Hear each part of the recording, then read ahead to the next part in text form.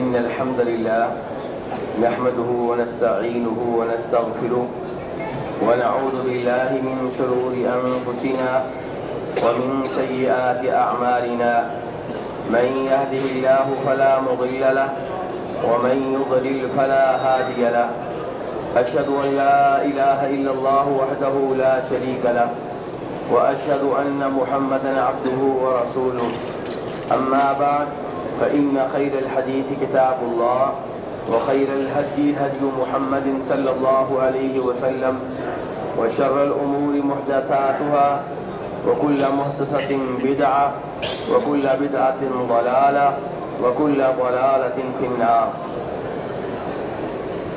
گزشتہ روز استعاذہ کے موضوع پہ گفتگو ہوئی تھی، اور استعاذہ کا معنی یہ ہے کہ اللہ سے پناہ مانگنا۔ استعاذہ کا معنی کیا ہے میرے بھائیو؟ تو اللہ سے کسی بھی چیز سے ڈرتے ہوئے اللہ سے پناہ مانگنا، یہ اللہ کی عبادت ہے۔ اور آج ہمارا موضوع ہے میرے بھائیو استغاثہ۔ کیا موضوع ہے؟ استغاثہ، یعنی کہ مشکل اوقات میں اللہ کو پکارنا، اللہ سے مدد مانگنا، اللہ سے فریاد کرنا، اللہ کو فریاد رس سمجھنا، اللہ کو غوث جاننا۔ کس کو غوث جاننا؟ اللہ کو۔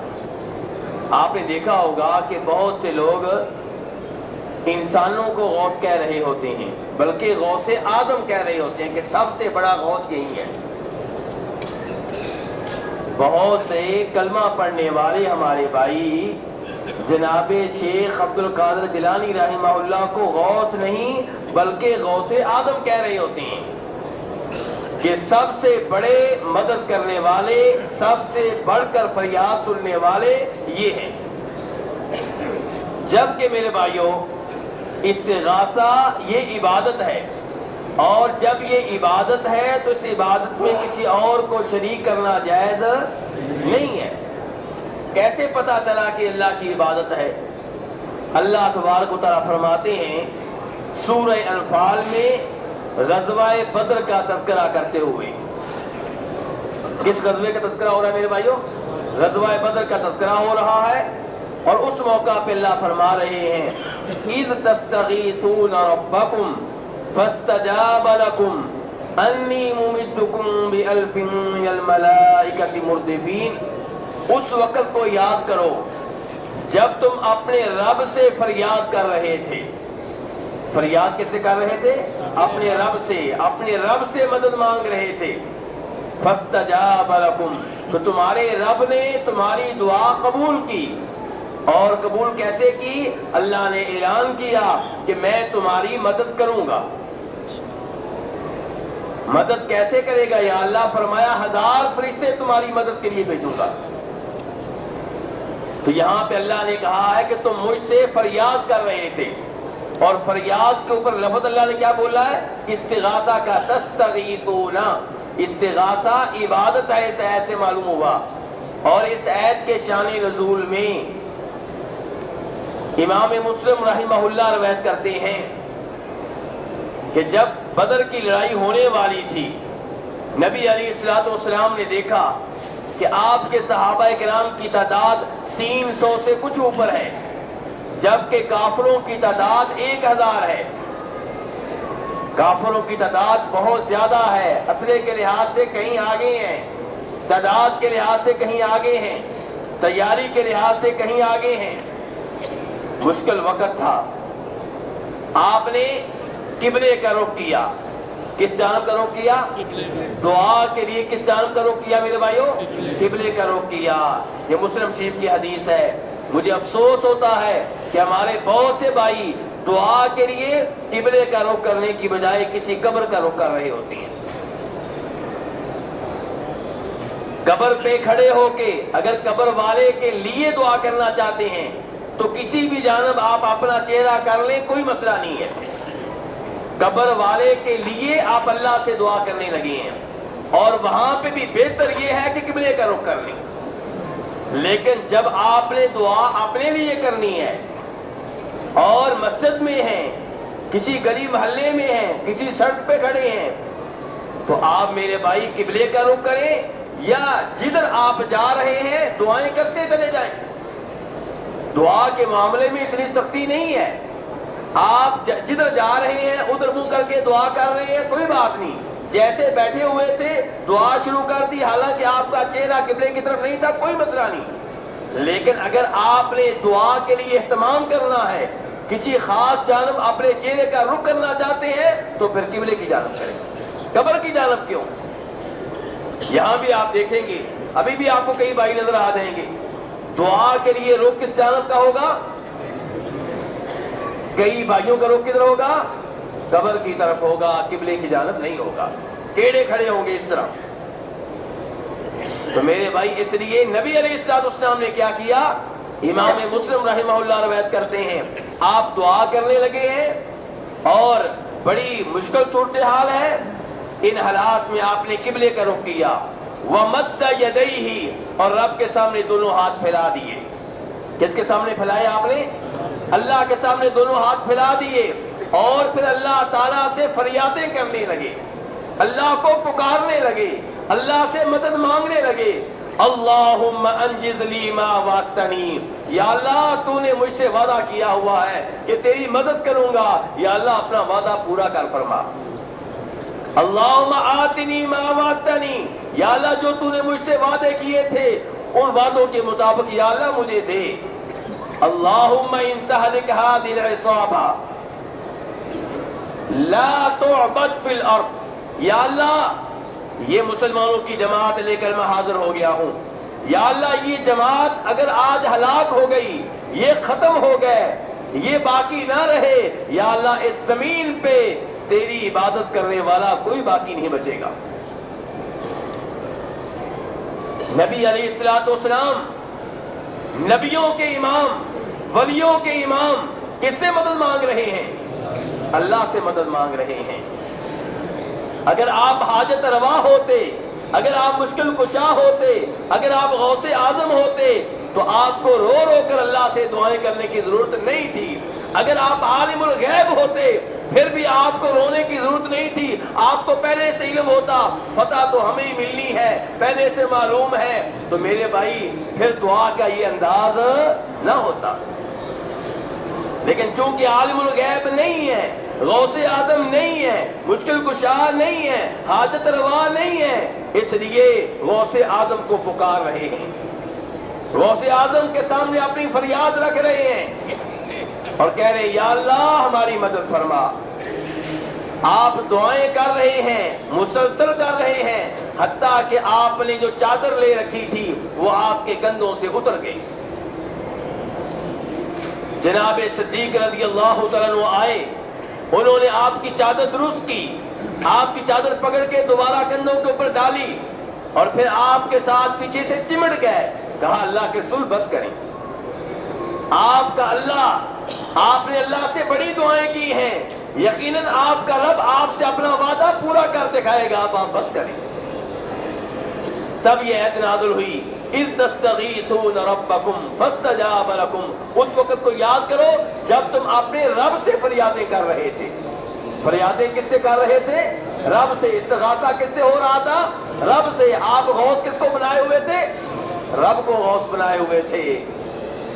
تو میرے بھائی آپ نے اس موقع پہ ابراہیم علیہ السلام کو نہیں پکارا,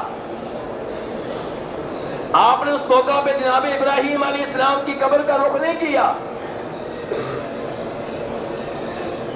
بلکہ اللہ سے مدد طلب کی, اللہ کے سامنے ہاتھ پھیلائے, اللہ کو وعدے دیں, اور پھر اللہ نے یہ آیت نازل فرمائی سَيُهْزَمُ الْجَمْعُ وَيُوَلُّونَ الدُّبُرَ, کہ ان کو شکست ہوگی اور یہ پیٹ پھیر کر بھاگیں گے. آپ نے مسلسل دعائیں کی, اللہ کو پکارا تو اللہ نے خوشخبری نازل فرما دی. تو میرے بھائیوں اس سے پتا چلا کہ اللہ کو پکارنا, اللہ کے سامنے اپنی فریادیں رکھنا, یہ اللہ کی عبادت ہے. جب یہ اللہ کی عبادت ہے تو اس عبادت میں کسی اور کو شریک کرنے کی اجازت نہیں ہے. کسی اور کو شریک کریں گے تو میرے بھائیوں یہ شرک ہوگا. ہاں آپ کسی ایسے زندہ آدمی سے مدد طلب کر سکتے ہیں کسی ایسے زندہ آدمی کے سامنے اپنی فریاد رکھ سکتے ہیں جو اس معاملے میں جس معاملے میں آپ پھنسے ہوئے ہیں آپ کی مدد کرنے کی طاقت رکھتا ہے؟ محلے کا کوئی ظالم آپ پہ ظلم کرتا ہے، کوئی بدماش آپ پہ ظلم کرتا ہے، آپ عدالت میں جاتے ہیں، عدالت کے سامنے اپنی فریاد رکھتے ہیں، پولیس کے پاس جاتے ہیں، پولیس کے سامنے اپنی فریاد رکھتے ہیں، یہ شرک نہیں ہے، یہ توحید کے منافی نہیں ہے، کیونکہ پولیس والے زندہ ہے، مردہ نہیں ہے، عدالت کا جج زندہ ہے، مردہ نہیں ہے، اور آپ نے اس سے مدد مانگی ہے اس مسئلے میں جس مسئلے میں وہ مدد کرنے کی طاقت رکھتا ہے۔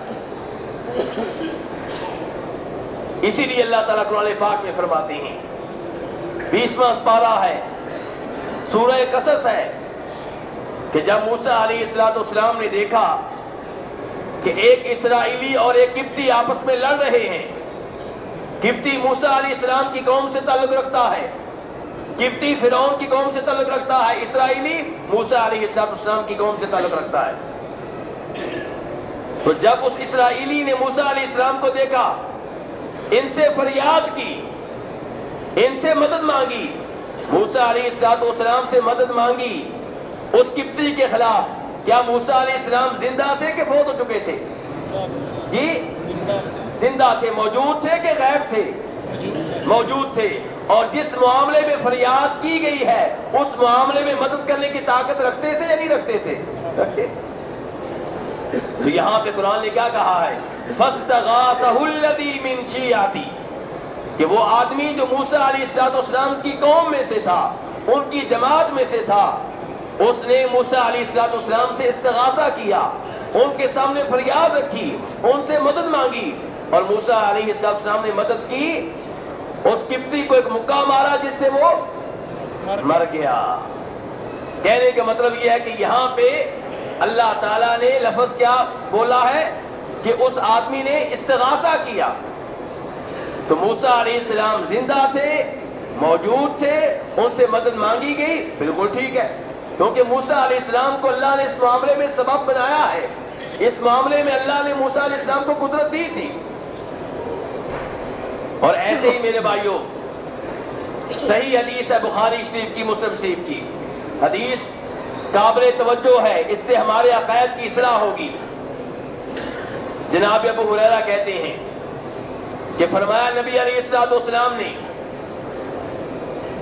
اس موقع پہ جب کہ آپ نے خطبہ دیا اور لوگوں کے سامنے آپ نے خیانت کا مسئلہ رکھا کہ مال غنیمت میں خیانت نہیں کرنی چاہیے، یہ مسئلہ آپ نے بیان کیا، پھر فرمایا کہ کہیں ایسا نہ ہو کہ میں روز قیامت تمہیں اس حالت میں دیکھوں کہ تمہاری گردن کے اوپر بکری ہو جو ممیا رہی ہو۔ تمہاری گردن پہ کیا ہو؟ یہ بکری کہاں سے آ گئی؟ جی وہی مال غنیمت میں دنیا میں خیانت کی تھی۔ تو آپ کہہ رہے ہیں کہیں ایسا نہ ہو کہ روز قیامت میں تمہیں اس حال میں دیکھوں کہ تمہاری گردن کے اوپر بکری ہو جو ممیا رہی ہو، اور تم مجھے دیکھ کر کہو یا رسول اللہ اغثنی، اے اللہ کے رسول میری مدد کریں۔ جب روز قیامت آپ سے یہ کہا جائے گا اللہ کے رسول میری مدد کریں، تب آپ اس کے سامنے زندہ ہوں گے یا نہیں ہوں گے؟ زندہ ہوں گے، اور موجود ہوں گے یا نہیں ہوں گے؟ موجود ہوں گے۔ تو کہے گا یہ خیانت کرنے والا جس نے دنیا میں مال غنیمت میں خیانت کی، بکری چھپا لی تھی، وہ بکری آج بوجھ بن کر اس کی گردن کے اوپر ہے، اب جان چھڑانا چاہتا ہے، اللہ کے رسول کو دیکھ کے کہتا ہے یا رسول اللہ اغثنی، اللہ کے رسول میری مدد کریں۔ تو کیا اللہ کے رسول نے کیا کیا؟ شفاعت کی؟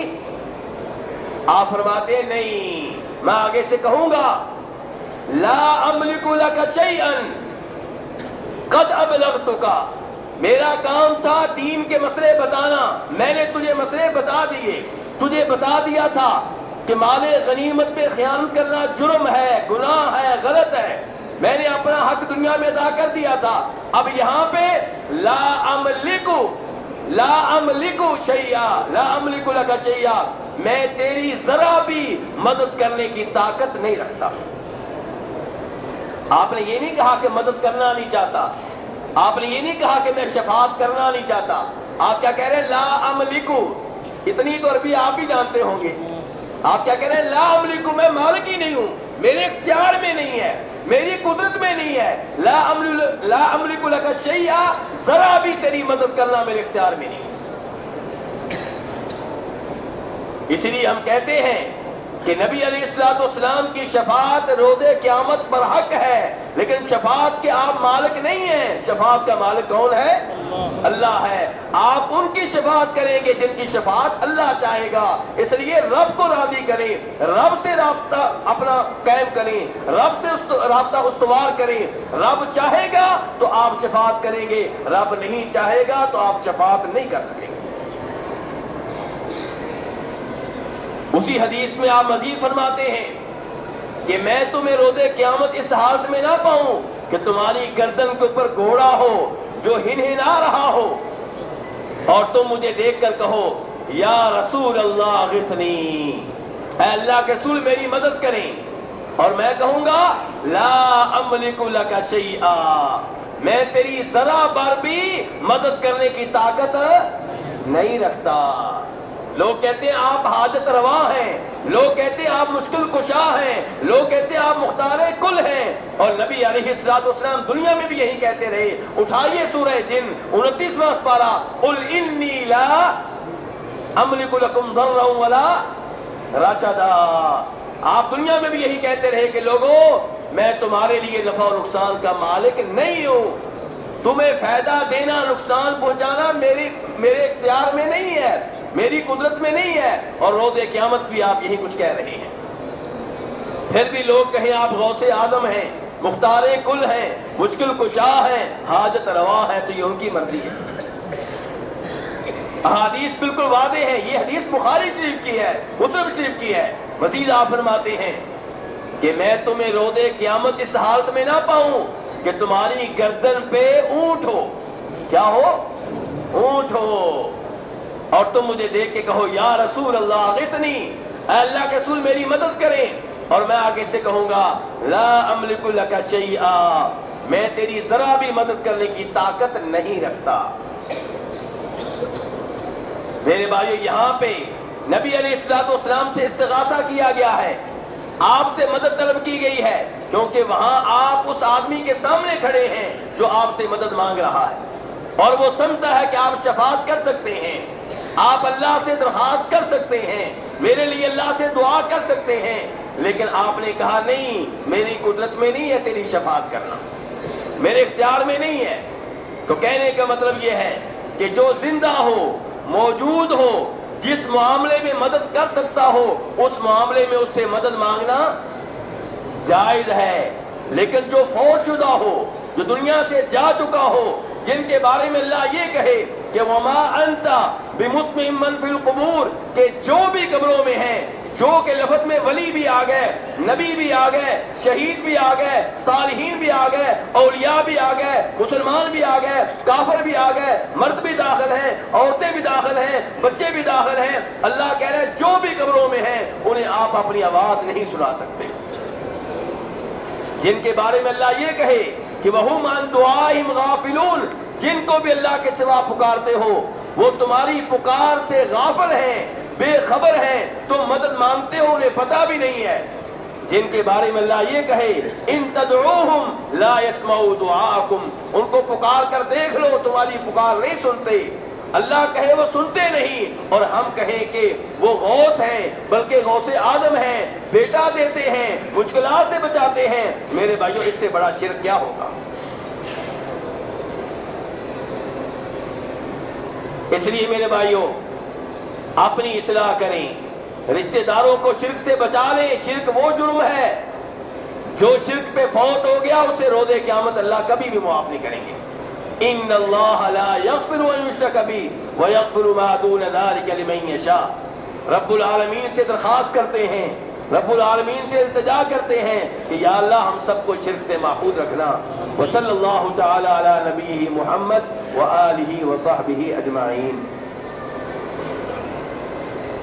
میرے بھائیو اب آپ کے سوال، آج کسی بھائی کے سوال ہو تو لکھ کر بھیج دیں۔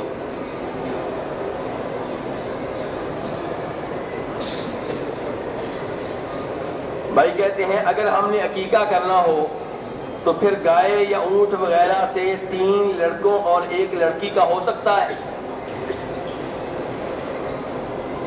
کیوں میرے بھائیو؟ نبی علیہ الصلوۃ والسلام سے عقیقے کے تعلق سے جو احادیث ملتی ہیں، صحیح احادیث ہیں، ان میں آپ نے یہ بتایا ہے کہ اگر لڑکا پیدا ہو تو دو بکرے بکریاں، اور لڑکی ہو تو 1 بکری یا بکرا، اور دمبا اور چھترا یہ بھی بکری کی قسم میں سے ہیں۔ تو میرے بھائیو عقیقے میں یہ جانور ذبح کرنے چاہیے۔ اب اگر کوئی کہے کہ جی میں اونٹ ذبح کروں گا، گائے ذبح کروں گا، تو یہ چیز احادیث سے ثابت نہیں ہے۔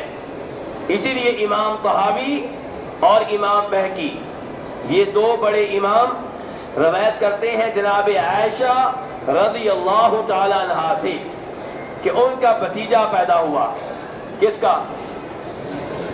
جناب عائشہ کا۔ تو لوگوں نے کہا کہ ام المومنین آپ کا بھتیجا پیدا ہوا ہے، عقیقے میں آپ نے ہمیں اونٹ کھلانا ہے، اونٹ۔ تو جناب عائشہ رضی اللہ عنہ نے کہا معاذ اللہ، کہ اتنے غلط کام سے میں اللہ کی پناہ مانگتی ہوں۔ اور پناہ کس کی مانگی ہے جناب عائشہ نے؟ نبی علیہ السلام کی نہیں مانگی۔ کس کی پناہ مانگی ہے؟ اللہ کی۔ معاذ اللہ، ان کی اتنا غلط کام کروں، میں اللہ کی پناہ مانگتی ہوں کہ اللہ مجھے اس غلط کام سے محفوظ رکھے۔ ہم تو وہ کام کریں گے جو اللہ کے رسول علیہ السلام نے کہا ہے کہ 2 بکریاں۔ تو اس لیے میرے بھائیو عقیقے میں بکریاں، دمبے، چھترے وغیرہ ہی ذبح کرنے چاہیے، اور اونٹ اور گائے عقیقے میں ذبح کرنا یہ نبی علیہ السلام سے ثابت نہیں ہے، اس سے دور رہنا چاہیے۔ بھائی کہتے ہیں وادی جن کی حقیقت بیان فرمائیں۔ جی میرے بھائیو، یہ وادی جن دیکھیے، وہ وادی جہاں پہ جن رہتے ہیں۔ جی جی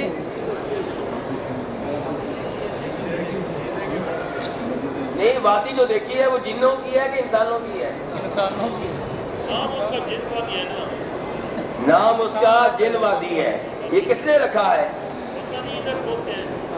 بہرحال یہ بتا دوں، نہ سعودیوں نے رکھا ہے نہ سعودی حکومت نے رکھا ہے، یہ میرے اردو بولنے والے بھائیوں کا کام ہے۔ یہ وادی اگرچہ مدینہ میں ہے، سعودیہ میں ہے، لیکن اس کا نام وادی جن پاک و ہند سے آئے ہوئے لوگوں نے رکھا ہے۔ جیسے بقی قبرستان ہے، اس کا نام احادیث میں کیا آتا ہے؟ بقی قبرستان، یا آتا ہے بقی الغرقد قبرستان۔ جنت البقی اس کا نام اردو بولنے والے بھائیوں نے رکھا ہے، کیونکہ یہ سمجھتے ہیں کہ عقیدت و محبت کے نام پہ جو مرضی کرو، کوئی پوچھنے والا نہیں۔ عقیدت و محبت کے نام پہ چاہے اپنے ملک میں بہشتی دروازہ ایجاد کر لو، اور محبت و عقیدت میں ہی چاہے اپنی لڑکی کسی پیر کے حوالے کر دو، یہ محبت ہے، یہ عقیدت ہے۔ ہمیں رب العالمین ایسی عقیدت اور محبت سے محفوظ رکھے۔ تو میرے بھائیوں، گزارش یہ ہے کہ اس وادی کا نام ہے وادی بیضاء۔ کیا نام ہے؟ وادی بیضاء اس کا نام ہے، اور جب آپ جائیں گے تو راستے میں لکھا بھی ہوگا وادی بیضاء، پرانا یہ نام چلا آ رہا ہے۔ اور جب سے اس وادی کا واسطہ پڑا اردو بولنے والوں سے، ایک تو اس کا نام تبدیل ہو گیا ہے وادی جن، سعودیوں کو ویسے یہ معلوم نہیں ہے، ہاں جو ٹیکسی چلاتے ہیں انہیں اب آپ کے ذریعے معلوم ہو چکا ہے۔ اور وادی بیضاء سعودیوں کے ہاں ایک پکنک پوائنٹ ہے۔ کیا ہے؟ سیر و تفریح کی جگہ ہے۔ جب مدینہ میں شدید گرمی ہوتی ہے تو اگر وہاں نکل جائیں تو موسم قدرے بہتر ہوگا۔ تو یہ لوگ، آپ کو پتا ہے کہ پردے کا کافی اہتمام کرتے ہیں، اور شادی کرنے کے ساتھ ہی لڑکا بھائیوں سے الگ ہو جاتا ہے۔ اب میرے پاس ٹائم زیادہ نہیں ہے، آپ تو سمجھیں گے شاید ظلم ہے یہ بہت بڑا، لیکن یہ بہت اچھی بات ہے۔ پہلے دن سے ہی بیگم کو لے کر الگ گھر میں جاتا ہے، چاہے کرائے پہ لے۔ اب وہ پردے میں رہتی ہے تو اس لیے پردہ کروانے کے ساتھ ساتھ جو جائز سیر و تفریح ہے اس کے یہ قائل ہیں۔ اب وادی بیضاء میں جب آپ رات میں جائیں گے تو وہاں اندھیرا ہوگا، تو کھانا وہاں جا کر پکانا، بچوں کے ساتھ بیگم کے ساتھ اندھیرے میں بیٹھنا، اور کبھی کھانا گھر سے لے جانا لیکن وہاں بیٹھ کر کھانا، یہ چیز ان کو بہت پسند ہے۔ اور ہمارے اردو بولنے والے بھائی کیوں جاتے ہیں جی وہاں پہ جن دھکا لگاتے ہیں گاڑیوں کو، وہ کیا معاملہ ہے؟ میرے بھائی یہ بات صحیح ہے، بالکل صحیح بات ہے کہ جب آپ وہاں پہ جائیں گے اور واپس آنے لگیں گے تو ریس پہ آپ پاؤں نہ بھی رکھیں آپ کی گاڑی چلے گی، اور 110 کلومیٹر فی گھنٹہ کی رفتار سے بھی چلے گی، ریس پہ پاؤں دبائے بغیر ایک مخصوص ایریے میں۔ ابھی آپ وادی میں ہی ہوں گے، آگے چل کر یہ وہ مخصوص ایریا ختم ہو جائے گا۔ اب ہم لوگ ہیں وہمی، ایسے ہی ہے، میں غلط لفظ تو نہیں بول رہا، ہر چیزیں میں ہر مسئلے میں کوئی نہ کوئی چیز نکال لینا عقیدے سے تعلق رکھنے والی، تو اس لیے اس کے بارے میں انکشاف کیا کیا اردو بولنے والے بھائیوں نے کہ یہاں پہ جن ہے جو گاڑی کو دھکا لگاتے ہیں۔ بندہ پوچھے کہ وہ اتنے فارغ ہے کہ آپ کی ہر گاڑی کو دھکا ہی لگاتے رہے، انہیں اور کوئی کام نہیں ہے؟ اور پھر کوئی گاڑی ایسی بھی ہونی چاہیے جس کو دھکا نہ لگائے، ساری گاڑی کو لگاتے ہیں۔ تو میرے بھائی ایسا کوئی معاملہ نہیں ہے، یہ کشش کا سسٹم ہے۔ عام طور پہ جو سسٹم ہوتا ہے وہاں پہ گاڑی نہیں چلتی، وہاں پہ اللہ نے کشش کا سسٹم یہ رکھا ہے کہ وہاں پہ گاڑی چلتی ہے ریس پہ پاؤں رکھے بغیر۔ اور یہ اللہ کی قدرت کی نشانیوں میں سے ایک نشانی ہے کہ اللہ ہر چیز پہ قادر ہے۔ کوئی یہ نہ سمجھے کہ اگر ماں باپ نہ ہو تو اللہ بیٹا نہیں دے سکتا۔ اللہ نے عیسیٰ علیہ السلام کو باپ کے بغیر پیدا کر کے دکھایا۔ کوئی یہ نہ سمجھے کہ ماں باپ کے بغیر اللہ بچہ پیدا نہیں کر سکتا۔ اللہ نے آدم علیہ السلام کو ماں باپ کے بغیر پیدا کیا ہے، لیکن عام طور پہ اللہ نے سسٹم یہ رکھا ہے کہ بچہ ماں باپ سے پیدا ہوگا۔ آپ چلے جائیں ایک ہی جگہ پہ قریب قریب میں دو چشمے ہوتے ہیں، ایک سے ٹھنڈا پانی نکل رہا ہے دوسرے سے گرم نکل رہا ہے۔ سمندر میں چلے جائیں کڑوا پانی میٹھا پانی، درمیان میں دیواریں، کوئی دیوار نہیں ہے۔ یہ اللہ کی قدرت کی نشانی ہے میرے بھائی۔ تو چاہیے یہ تھا کہ چیزیں دیکھ کر آپ میں احساس پیدا ہوتا کہ میرا اللہ کتنا قدیر ہے، کتنا قادر ہے، لیکن ہم دوسرے چکروں میں پڑ گیا کہ یہاں پہ جن ہیں وہ دھکا لگاتے ہیں۔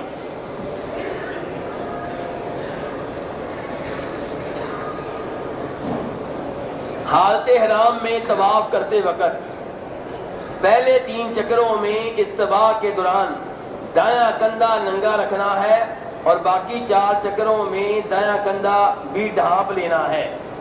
کیا یہ بات صحیح ہے میرے بھائیوں؟ کچھ بھائی سر ہلا رہے ہیں نفی میں یا کچھ اس بات میں۔ اب آپ تو تقسیم ہو گیا، اب کیا کیا جائے؟ سب کچھ جائز ہے، کیا خیال ہے؟ نہیں، یہ کام یہاں نہیں چلتا۔ اگر دلیل ہو تو سب کچھ جائز ہے، دلیل نہ ہو تو ہم آپ کی خاطر یہ فتویٰ نہیں دے سکتے کہ سب کچھ جائز ہے۔ تو حدیث سے کیا ملتا ہے؟ ترمذی شریف کی حدیث ہے، صحابی کا نام ہے جناب یعلا بن امیہ رضی اللہ تعالیٰ عنہ۔ وہ کہتے ہیں کہ نبی علیہ السلام نے طواف کیا استوا کی حالت میں، یعنی کہ دایاں کندھا ننگا تھا۔ اب یہاں پہ انہوں نے یہ نہیں کہا کہ آدھا طواف، انہوں نے یہ نہیں کہا کہ 3 چکر، کیا کہا ہے؟ طواف۔ اور طواف کتنے چکروں کا ہوتا ہے؟ 7 چکروں کا۔ اس لیے 7 چکروں میں عمرے کے دوران آپ کا دایاں کندھا ننگا رہے گا۔ اور جو عام طواف آپ کرتے ہیں اس پہ تو آپ نے کپڑے پہن رکھے ہوں گے، کوئی مسئلہ ہی نہیں ہے۔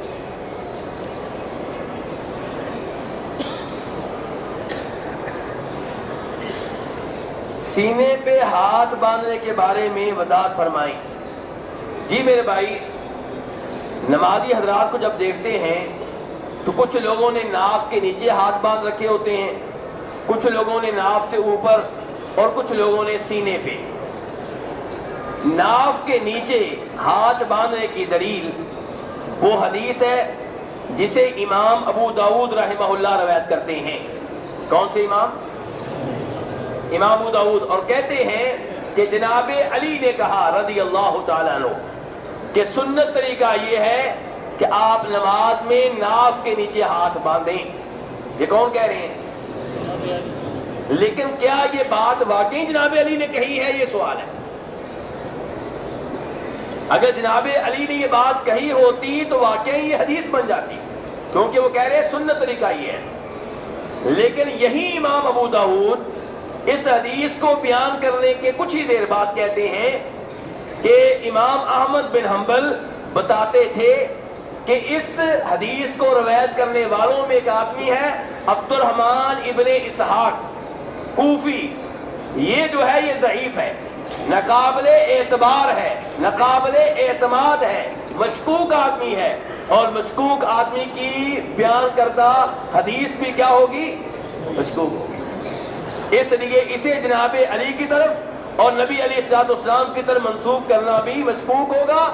اس کے مقابلے میں اس معاملے میں ہاتھ باندھنے کے معاملے میں سب سے بہتر روایت جو ملتی ہے یہ وہ ہے جسے امام ابن خزیمہ اپنی صحیح میں روایت کرتے ہیں. کون سے امام؟ آپ کی توجہ دائیں بائیں ہو جاتی ہے، کوئی بھائی گزر جائے نا. کس امام کے نام لیا میں نے؟ امام ابن خزیمہ اپنی صحیح میں روایت کرتے ہیں جناب وائل ابن حجر سے رضی اللہ تعالیٰ عنہ. اور یہ وہ صحابی ہیں جو آپ کی آخری زندگی میں مسلمان ہوئے ہیں. یہ کہتے ہیں میں نے آپ کو نماز پڑھتے ہوئے دیکھا اور آپ نے سینے پہ ہاتھ باندھے ہوئے تھے. اور اس کی تائید بخاری شریف کی اس حدیث سے ہوتی ہے جس میں جناب سہل بن سعد الساعدی کہتے ہیں رضی اللہ تعالیٰ عنہ کہ لوگوں کو حکم تھا کہ نماز میں دایاں ہاتھ بائیں بازو پہ رکھیں. تو اس سے بھی پتہ چلتا ہے میرے بھائی کہ سب سے بہتر طریقہ جو نبی علیہ الصلوۃ والسلام سے آیا ہے وہ یہ ہے کہ سینے پہ ہاتھ باندھے جائیں. واللہ تعالی اعلم. بھائی کہتے ہیں پاؤں سے پاؤں ملانے کے بارے میں وضاحت فرمائیں. جی میرے بھائی عام طور پہ میرے بھائی نماز کے لیے کھڑے ہوتے ہیں تو دو آدمیوں کے درمیان میں فاصلہ ہوتا ہے. کیا ہوتا ہے؟ فاصلہ ہوتا ہے. پاؤں سے پاؤں مل جائے تو بھائی کوشش کرتے ہیں کہ جلدی سے پاؤں الگ ہو جائیں. لیکن نبی علیہ الصلوۃ والسلام سے کیا ثابت ہے؟ امام مسلم رحمہ اللہ روایت کرتے ہیں جناب جابر بن سمرہ رضی اللہ تعالیٰ عنہ سے.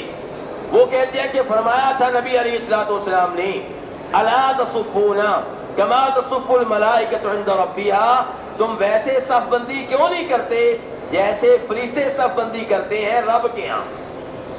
صحابہ کرام نے پوچھا اللہ کے رسول علیہ الصلوۃ والسلام فرشتے کیسے صفیں بناتے ہیں ہمیں بتائیں. تو آپ نے فرمایا تھا کہ فرشتے پہلی صفوں کو مکمل کرتی ہیں. پہلے کے صف کو، یہ نہیں کہ پہلی صفوں میں جگہ ہو اور آپ مسجد نبی کے سین میں کھڑے ہو جائیں، یہ غلط ہے. پہلی صفوں کو فرشتے مکمل کرتے ہیں. وَيَتَرَاصُونَ فِي الصَّفِّ، اور صف میں مل کر سیسا پرائی دیوار کی طرح کھڑے ہوتے ہیں.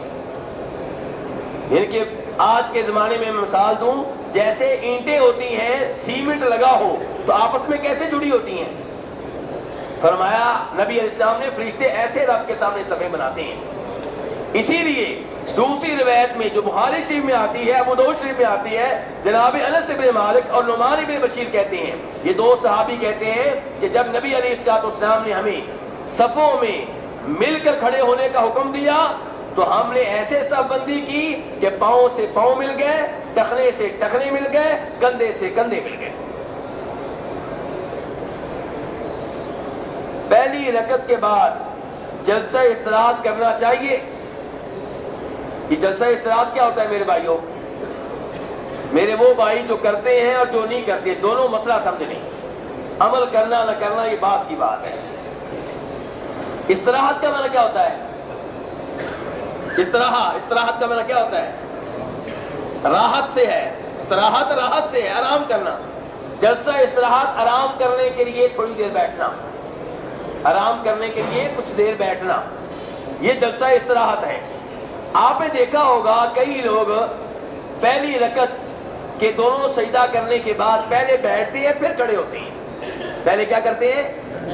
اور کئی لوگ دونوں سجدے کرنے کے بعد ڈائریکٹ کھڑے ہو جاتے ہیں. اب جو بیٹھتے ہیں وہ کیا کرتے ہیں؟ جلسہ استراحت کرتے ہیں. اور ایسا کرنے والے پہلی رکعت کے بعد بھی کرتے ہیں اور تیسری رکعت کے بعد بھی کرتے ہیں. پہلی رکعت بھی طاق رکعت ہے اور تیسری رکعت بھی طاق رکعت ہے. تو امام بخاری رحمہ اللہ روایت کرتے ہیں. کس امام کا نام لے رہا ہوں؟ اور حوالے معتبر ہیں کہ نہیں جی. امام بخاری رحمہ اللہ روایت کرتے ہیں جناب مالک ابن حویرث رضی اللہ تعالیٰ عنہ سے، کہتے ہیں کہ میں نے نبی علیہ السلام کو نماز پڑھتے ہوئے دیکھا اور آپ طاق رکعت کے بعد پہلے بیٹھتے تھے پھر کھڑے ہوتے تھے، بیٹھے بغیر کھڑے نہیں ہوتے تھے. یہ کون کہہ رہے ہیں؟ بولیے ذرا. مالک ابن حویرث کہہ رہے ہیں.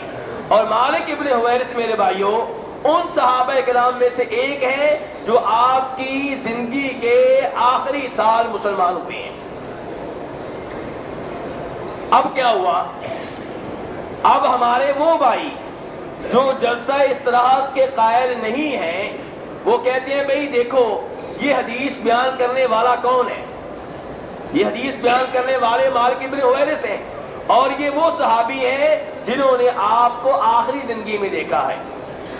تو اس سے پتہ چلتا ہے کہ آپ نے آخری زندگی میں کام کیا ہے، پہلے نہیں کیا. تو نتیجہ کیا؟ کہنا کیا چاہتے ہیں جی؟ کہنے لگے کہنا ہم یہ چاہتے ہیں کہ نبی علیہ السلام آخری زندگی میں بوڑھے ہو گئے تھے، بڑھاپے کی وجہ سے پہلی رکعت کے بعد پہلے بیٹھتے تھے پھر کھڑے ہوتے تھے، تیسری رکعت کے بعد پہلے بیٹھتے تھے پھر کھڑے ہوتے تھے. یہ چیز نماز کا حصہ نہیں ہے.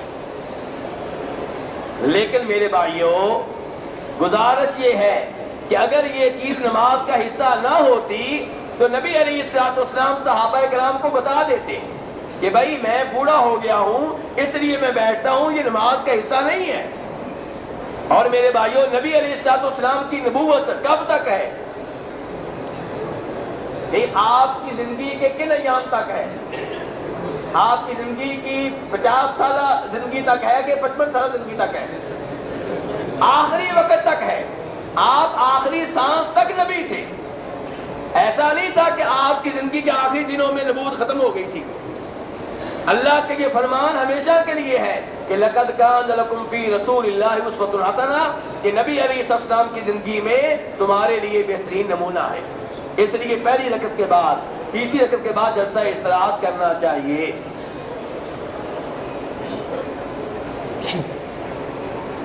یہ بھی صف بندی کے بارے میں سوال ہے، اس کا جواب ابھی دے کر ہٹاؤں. ایک عورت کے یہاں بیٹا پیدا ہوا ہے اور اس کے شوہر نے اس کو ایک وقت میں 3 طلاقیں دے دی ہیں. ہاں جی کب دی ہیں؟ بیٹا پیدا ہونے سے پہلے کہ بعد میں؟ یہ تو آپ نے واضح نہیں کیا. میرے بھائی اگر بیٹا پیدا ہونے سے پہلے طلاقیں دی ہیں تو حمل کی حالت میں طلاق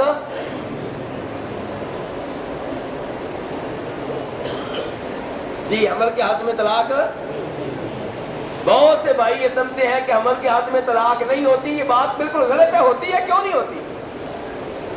پتہ نہیں عوام میں یہ چیز کہاں سے آ گئی ہے. علماء کرام کے ہاں یہ چیز نہیں ہے. چاہے کسی بھی مسلک سے تعلق رکھنے والے ہوں حمل کی حالت میں طلاق ہو جاتی ہے. تو حمل کی حالت میں اگر طلاق دی ہے اور طلاق دینے کے 1 منٹ کے بعد بیٹا پیدا ہو گیا یا حمل گر گیا تو اب عدت کتنی ہوگی جی؟ عدت ختم ہو گئی. جس عورت کے پیٹ میں بچہ ہو اور اسے طلاق دی جائے اس کی عدت کیا ہے؟ بچے کا پیدا ہونا، چاہے آدھے منٹ کے بعد پیدا ہو، چاہے 1 منٹ کے بعد پیدا ہو، چاہے 9 مہینے بعد پیدا ہو. تو اگر طلاق دی گئی حمل کی حالت میں اور اب حمل پیٹ سے باہر آ گیا ہے تو اب عدت ختم ہو چکی ہے اور اب رجوع نہیں ہو سکتا. اب رجوع نہیں ہو سکتا. اور اگر طلاق دی ہے بچہ پیدا ہونے کے بعد نفاس کی حالت میں، خون کے دنوں میں، ولادت کا خون ابھی آ رہا تھا تو میرے بھائیوں یہ طلاق دینا درست نہیں تھا. حیض کے دنوں میں، نفاس کے دنوں میں طلاق نہیں دینی چاہیے، لیکن جب دے دی ہے تو اب وہ طلاق ہو گئی ہے. اب طلاق کیا ہے میرے بھائی؟ طلاق تو ہو گئی ہے. اب جب 3 حیض آئیں گے تب جا کے عدت ختم ہوگی. 3 حیض کے اندر رجوع ہو سکتا ہے. باقی رہا یہ سوال کہ طلاقیں کتنی دی ہیں؟ 3 دی ہیں. تو ایک وقت میں 3 طلاقیں دی ہیں بھائی کہہ رہے ہیں، تو ایک وقت کی 3 طلاقیں کتنی شمار ہوں گی؟ اس مسئلے میں علماء کرام میں اختلاف ہے. بہت سارے علماء کرام کہتے ہیں کہ جب 3 دی ہیں تو 3 ہی ہوں گی، اور کچھ علماء کرام کہتے ہیں کہ 3 دی ہیں لیکن ہوگی 1. 1000 بھی دیں گے، 1 لاکھ بھی دیں گے ایک موقع پہ، وہ 1 ہی شمار ہوگی. کیوں جی؟ کیا دلیل ہے؟ کہتے ہیں مسلم شریف کی حدیث ہے، بیان کرنے والے جناب عبداللہ ابن عباس رضی اللہ عنہما ہیں. کہتے ہیں کہ نبی علیہ السلام کے زمانے میں 3 طلاقوں کو 1 شمار کیا جاتا تھا. کس کے زمانے میں؟ جناب صدیق کے زمانے میں 3 طلاقوں کو 1 شمار کیا جاتا تھا. جناب فاروق کے ابتدائی زمانے میں 3 طلاقوں کو 1 شمار کیا جاتا تھا. پھر جب جناب فاروق نے دیکھا رضی اللہ تعالیٰ عنہ کہ لوگ اس کام میں جلد بازی کر رہے ہیں جس کام میں انہیں مہلت دی گئی تھی، شریعت نے طریقہ یہ سکھایا ہے میرے بھائیوں کہ ایک موقع پہ کتنی طلاقیں دیں؟ 1 دیں. دوسری پھر جب ضرورت پڑی دوبارہ طلاق دینے کی نوبت آئی تو پھر دیں. ایک ہی موقع پہ طلاق طلاق طلاق یہ غلط ہے، سنت طریقے کے خلاف ہے. جناب عمر فاروق نے جب دیکھا کہ لوگوں نے اس کو عادت بنا لیا کہ جو بھی طلاقیں دیتا ہے 3 دیتا ہے، تو انہوں نے فیصلہ کیا کہ آئندہ میں 3 کو 3 شمار کروں گا. اور یہ ان کا تعزیری فیصلہ تھا، یہ سزا تھی ان لوگوں کے لیے جو سنت طریقہ اختیار نہیں کرتے طلاق دیتے ہوئے اور 3 دے دیتے ہیں. چنانچہ ان کے زمانے میں یہی رہا. اب آج کل ہم کیا کریں میرے بھائیوں؟ آج کل اگر آپ کسی اسلامی ملک میں رہتے ہیں جہاں جج قرآن و حدیث کے مطابق فیصلہ کرتے ہیں، جیسے کہ سعودیہ ہے، تو میاں بیوی عدالت میں چلے جائیں، قاضی کیس سنے گا اور فیصلہ کر دے گا. اور اگر آپ کسی ایسے ملک میں رہتے ہیں جہاں پہ فرانسیسی قانون چلتا ہے، انگریزی قانون چلتا ہے، تو میرے بھائیو انگریزی قانون سے بہتر یہ ہے کہ نبی علیہ السلام کے فیصلے کو اپنا لیا جائے. آپ کے زمانے میں 3 طلاقیں کتنی شمار ہوتی تھی؟ 1. اور خصوصاً اس وقت جب کہ آپ نے بعد میں حلالہ کرنا ہے. کئی لوگ کیا کرتے ہیں؟ کہتے ہیں 3 کو 3 شمار کریں گے. اب میاں بیوی روتے ہیں، پھر جی حلالہ ہے، ایک راستہ ہے. کیا جی حلالہ؟ حلالہ کیا ہے جی؟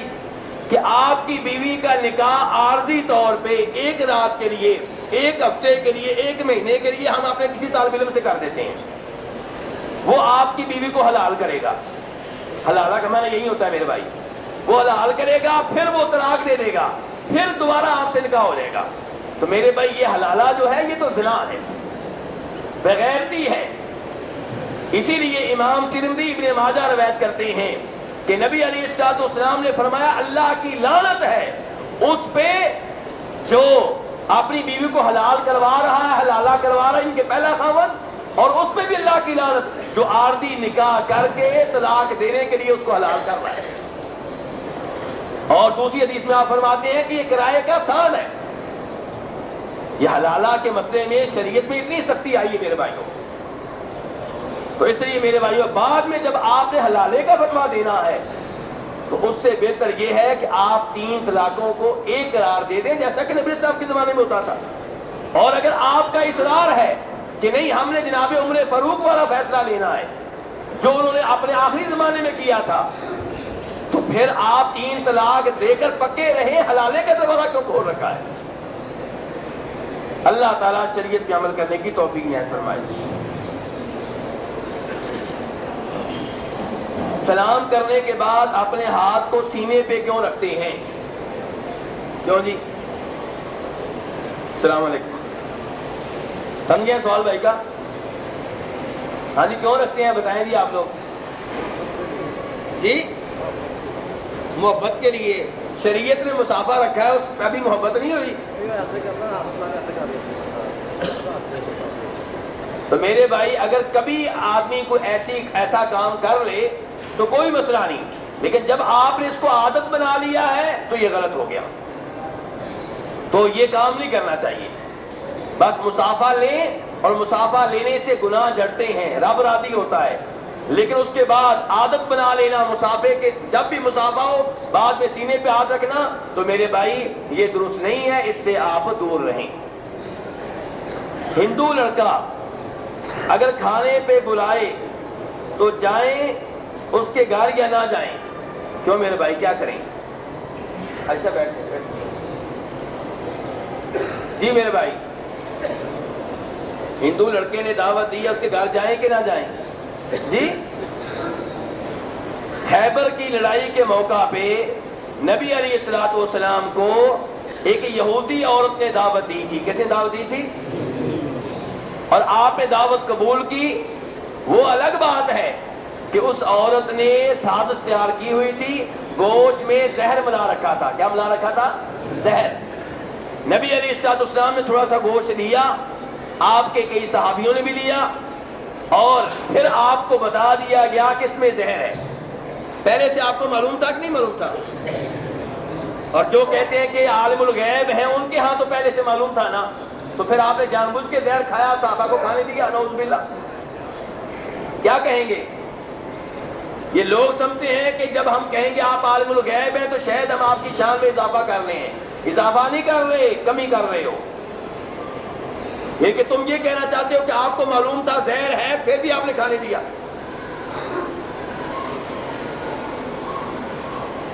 ایسے ہی لوگ کہتے ہیں کہ سارے انبیاء کرام عالم الغیب ہیں. 2 منٹ کے لیے میرے بھائی، ابراہیم علیہ الصلوۃ والسلام نے اللہ کے کہنے پہ جوان بیٹے کی گردن پہ چھری چلا دی. قربانی ہے کہ نہیں ہے؟ چھوٹی قربانی کی بڑی؟ بہت بڑی. اور اگر یہ آپ کا عقیدہ ہے کہ وہ عالم الغیب تھے، پہلے سے جانتے تھے کہ چھری نہیں چلے گی، تو کیا قربانی ہے؟ بتائیے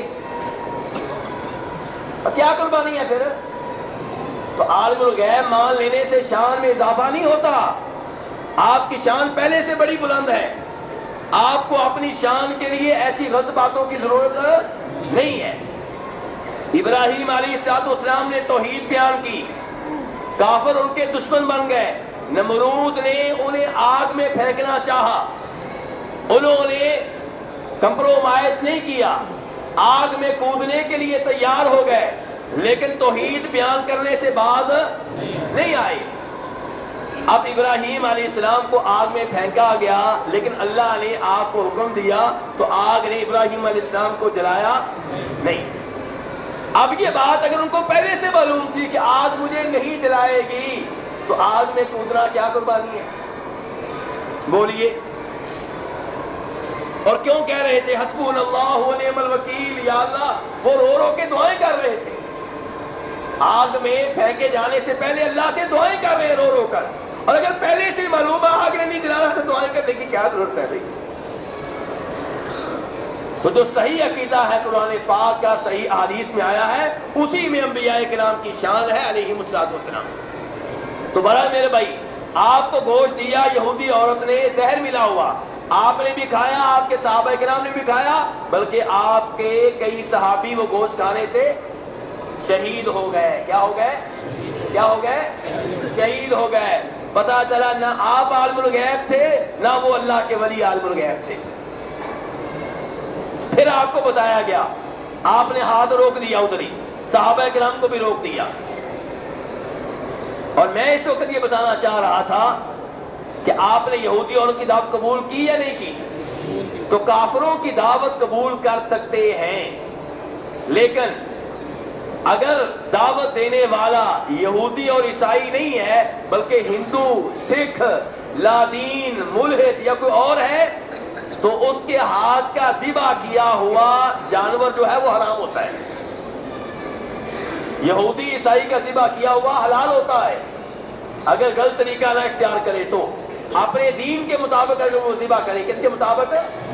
یہودی عیسائی کا جو اپنا دین ہے اس کے مطابق اگر ذبح کرے تو اس کا ذبح کیا ہوا جانور حلال ہے.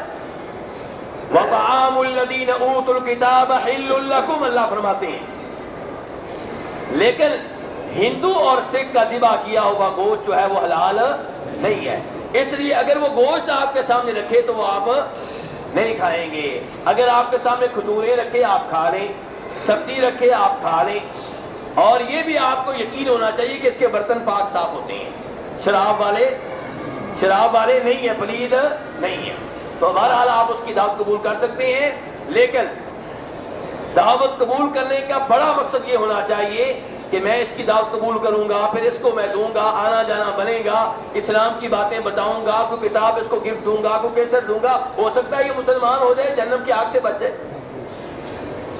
ورنہ کافروں سے دلی دوستی لگانے کی اجازت، تعاون کر سکتے ہیں، قرضہ دے سکتے ہیں، وہ مکان بنا رہا ہے آپ دیوار بنانے میں اس کا ساتھ دے سکتے ہیں، لیکن دلی تعلق قائم کرنے کی اجازت نہیں ہے۔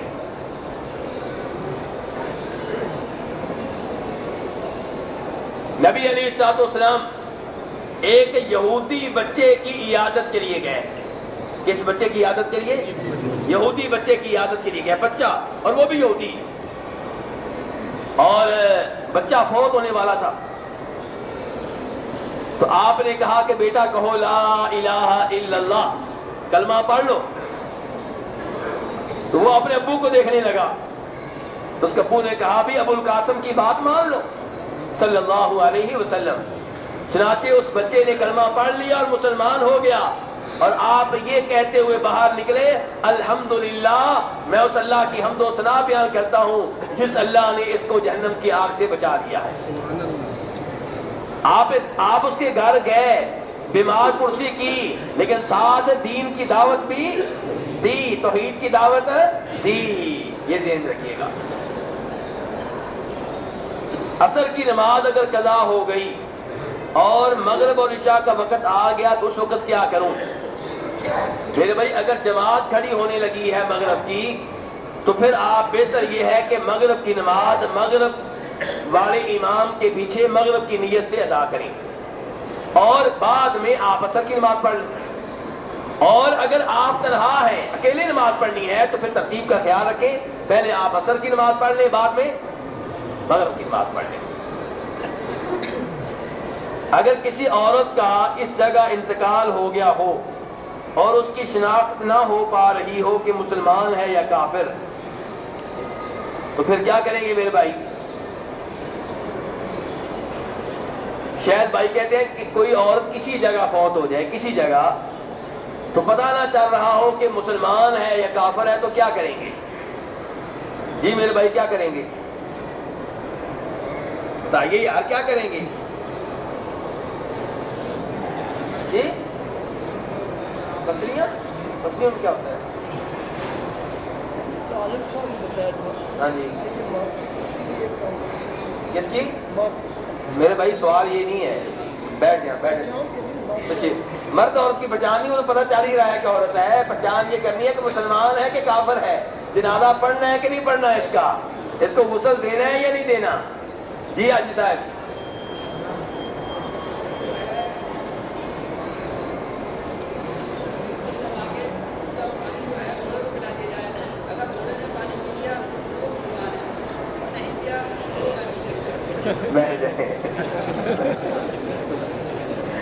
تو بہرحال میرے بھائی گزارش یہ ہے کہ کوئی بھی آپ ایسا اچھا طریقہ، معقول طریقہ اختیار کریں جس سے پتہ چل سکے کہ یہ مسلمان ہے یا کافر ہے۔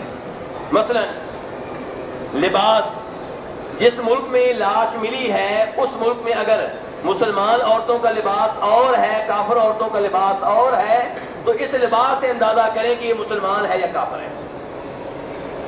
یا کوئی انگوٹھی، سونا وغیرہ پہننے میں کافر عورتوں کا ڈیزائن اور ہے اس علاقے میں، مسلمان عورتوں کا اور ہے، تو اس سے آپ اندازہ کر لیں کہ مسلمان ہے یا کافر ہے۔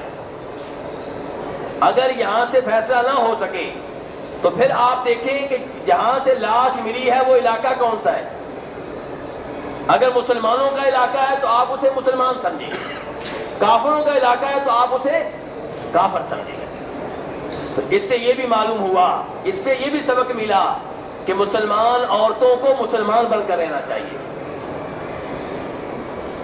کافر عورتوں کی مشابہت اختیار نہیں کرنی چاہیے، اور مسلمان مردوں کو مسلمان بن کر رہنا چاہیے۔ فوت ہوں تو داڑھی سے پتہ چل جائے کہ مسلمان ہی ہے۔ کیسے پتہ چلے گا؟ داڑھی سے پتہ چلے گا۔ اور اگر داڑھی نہیں رکھی ہوگی تو پھر شلوار کھولنی پڑے گی، پھر خطروں سے پتہ چلے گا۔ اس لیے داڑھی رکھ لیں۔ یہ داڑھی رکھنے کا ایک فائدہ یہ بھی ہے، ویسے تو یہ اللہ کے رسول کا آرڈر ہے، لیکن ایک فائدہ یہ بھی ہے۔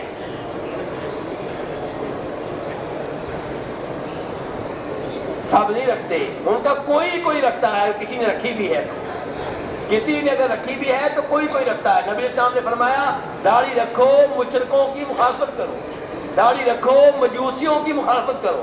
اس کا مطلب یہ ہے کہ مجوسی نہیں رکھتے۔ میں مجوسیوں کی بات کر رہا ہوں میرے بھائی۔ اگر کسی ایک یہودی نے رکھی بھی ہوئی ہے، 2-3 یہودیوں نے رکھی بھی ہوئی ہے، تو عام طور پہ کیا ہے؟ عام طور پہ وہ نہیں رکھتے، اور مسلمان الحمدللہ عام طور پہ رکھتے ہیں۔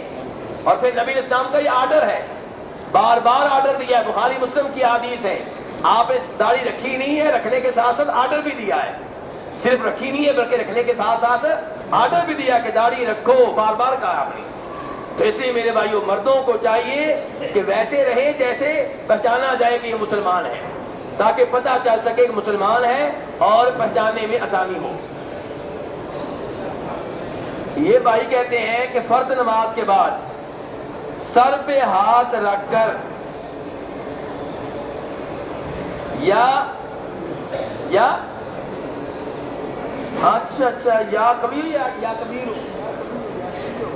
کبیرو کہنا یا کبیرو کہنا صحیح ہے یا نہیں؟ کیوں میرے بھائی؟ نبی علیہ الصلوۃ والسلام کے جو اذکار ہیں انہیں ہم نظر انداز کر دیتے ہیں، اور کوئی نہ کوئی پیر، کوئی نہ کوئی ہمیں کو بتا دیتا ہے کوئی نئی چیز، اس کو ہم مضبوطی سے تھام لیتے ہیں۔ میرے بھائی، نبی علیہ الصلوۃ والسلام کے اذکار کیا تھے، آپ کا طریقہ کیا تھا، وہ پڑھیں، اس پہ عمل کریں۔ آپ ہر نماز کے بعد 3 دفعہ استغفار کرتے تھے، استغفر اللہ استغفر اللہ استغفر اللہ، اللہم انت السلام منک السلام پڑھتے، دیگر اور دعائیں بھی پڑھتے۔ اس کے بعد میں وہ بتاتا ہوں جو آپ کو معلوم ہے اور آپ آئندہ پابندی سے پڑھیں۔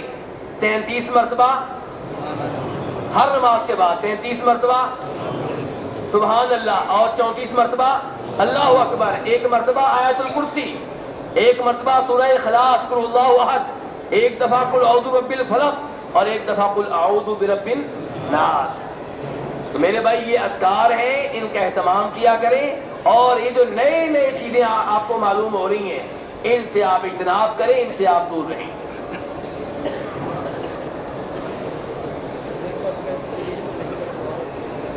پاکستان سے آیا ہوں، ضلع بہاری ہے اسلام سے، ہمارے دریا 7 لوگ اور ہندوستان سے بناتا ہے دریا 7 لوگ۔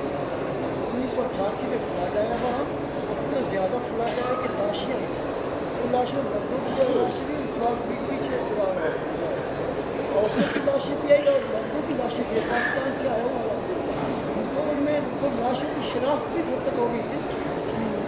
پانی کے جانوروں نے لاشوں کو نچوڑا، کھایا، ان کی شکل و شباہت تک بگڑ گئی۔ ہم کیا پہچان کر سکتے ہیں کہ مسلمان تھے یا ہندو تھے؟ یہ واقعہ گزر گیا کبھی ہونے والا ہے؟ 1988 میں گزر گیا ہے۔ چلو اللہ خیر فرمائے۔ آگے دوسرا سوال، بس اب ٹھہر جائیں، بس ایک کافی ہے آپ کا۔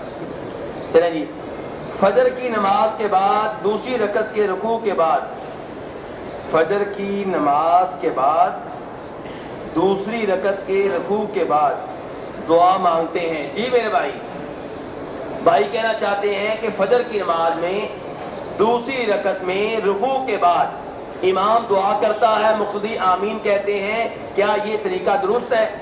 کیوں میرے بھائیوں؟ اسے کیا کہتے ہیں اس دعا کو؟ قنوت نازلہ۔ ایک ہوتی ہے قنوت وطر، ایک ہے قنوت نازلہ۔ نازلہ کا معنی کوئی مصیبت آئی ہوئی ہے، مصیبت کے دنوں میں اللہ سے رجوع کرنا۔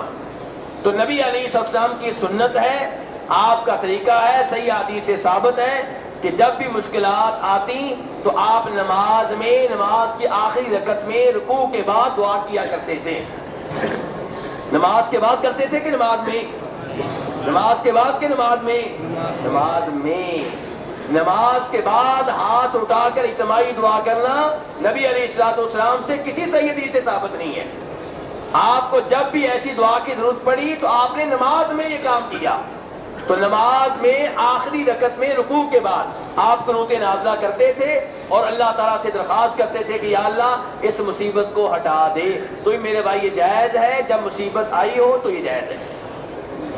فجر کی نماز کیا کسی بھی نماز میں جائز ہے۔ بھائی کہتے ہیں رمضان میں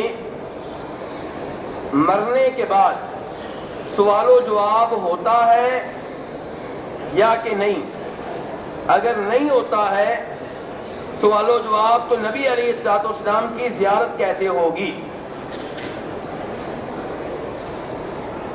بھائی کہتے ہیں کہ اگر سوال و جواب نہیں ہوتا تو نبی علیہ السلام کی زیارت کیسے ہوگی، اور اگر سوال و جواب ہوتا ہے تو پھر کیسے ہوگی؟ بولیے بھائی، جو آپ کے ذہن میں معلومات ہیں دیجئے، کیا آپ سن رکھا ہے آپ نے؟ یہ لوگوں میں بات پھیلا دی گئی ہے کہ قبر میں جب سوال و جواب ہوتے ہیں تو نبی علیہ الصلوۃ والسلام وہاں پہ حاضر ہوتے ہیں، اور یہ بات کسی صحیح حدیث سے ثابت نہیں ہے۔ یہ بات بھائیوں نے کہاں سے لی ہے کہ جی پوچھا جاتا ہے کہ آپ کا ان کے بارے میں کیا خیال ہے، ان کے بارے میں۔ وہ کہتے ہیں جب کہا جاتا ہے ان کے بارے میں تو اس سے پتا چلا کہ نبی علیہ الصلوۃ والسلام وہاں پہ موجود ہوتے ہیں۔ میرے بھائی صرف اشارے سے آپ نے اتنا بڑا نتیجہ اخذ کر لیا کہ نبی علیہ السلام قبر میں موجود ہوتے ہیں ہر ایک کے پاس، جبکہ واضح طور پہ اس کی کوئی دلیل نہیں ہے۔ اشارہ میرے بھائی کئی دفعہ اس کی طرف بھی کر دیتے ہیں جو ذاتی طور پہ موجود نہیں ہوتا، ذہن میں اس کا خیال ہوتا ہے۔ ذاتی طور پہ موجود نہیں ہوتا، ذہن میں اس کا خیال ہوتا ہے۔ بخاری شریف کی حدیث آپ اٹھا لیں کہ جب نبی علیہ الصلوۃ والسلام اور مکہ والوں میں معاہدہ چل رہا تھا، انہی دنوں کی بات ہے کہ ابو سفیان رضی اللہ عنہ جب کہ مسلمان نہیں ہوئے تھے، وہ رومیوں کے بادشاہ کے دربار میں گئے، تو وہاں پہ اس نے کہا تھا کہ میں آپ سے سوال کرنے لگا ہوں، انی سائلک عن ھذا الرجل، میں آپ سے سوال کرنے لگا ہوں اس آدمی کے بارے میں، اس آدمی کے بارے میں، جبکہ نبی علیہ السلام وہاں پہ موجود نہیں تھے، لیکن ذہنی طور پہ چرچا آپ کا پھیلا ہوا تھا، ہر جگہ پہ آپ کا ہی تذکرہ ہو رہا تھا، جی ایک آدمی نکلا ہے جو کہتا ہے کہ میں نبی ہوں صلی اللہ علیہ وسلم۔ تو اس لیے کئی دفعہ اس آدمی کی طرف اشارہ کیا جاتا ہے جو وہاں پہ موجود نہیں ہوتا۔ مثلا بہو جو ہے جب اپنے والدین کے گھر جاتی ہے تو وہاں پہ ساس موجود نہیں ہوتی، لیکن سر پہ سوار ہوتی ہے، تو بڑی باتیں کر، میں اس سے بڑی تنگ ہوں، میں اس سے بڑی تنگ ہوں، جبکہ وہاں پہ موجود نہیں ہے۔ تو میرے بھائی کئی دفعہ اشارہ اس کی طرف بھی ہوتا ہے جو ذہن میں موجود ہوتا ہے، ذاتی طور پہ موجود نہیں ہوتا۔ اس لیے یہاں سے نتیجہ نکالنا کہ آپ قبر میں ہوتے ہیں یہ درست نہیں ہے۔